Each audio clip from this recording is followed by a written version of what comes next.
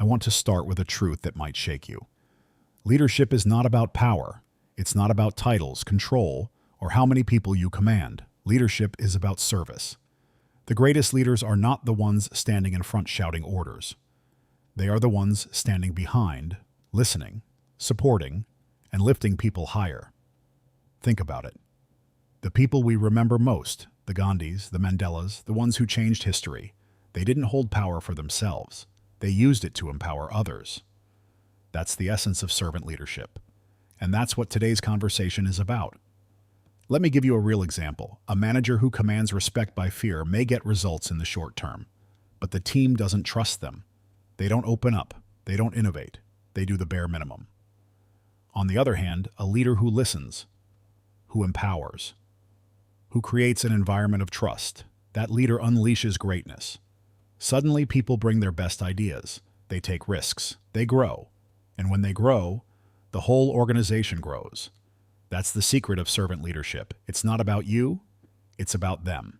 Now let's break down some truth bombs. First, lead by listening. Too many leaders think leadership is about speaking, but the real leaders listen twice as much as they speak.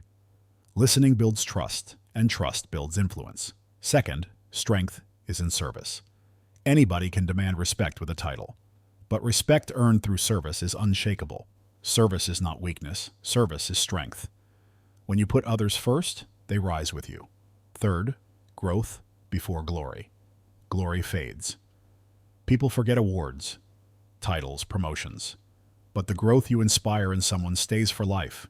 If you want legacy, invest in people, not trophies. Fourth, trust is the currency of leadership. You can't fake it. You can't buy it. You can only earn it. And once it's broken, it's almost impossible to rebuild. Be a steward of trust. Protect it like gold. Fifth, empower to rise. A real leader doesn't climb alone. They build ladders for others. They shine the spotlight on others. They create a stage where everyone gets to play. And sixth, together we win. Lone wolves don't build legacies. Communities do. Leadership is not about I, it's about we. I want you to ask yourself this. Are you chasing glory, or are you building growth? Are you holding on to power, or are you empowering others?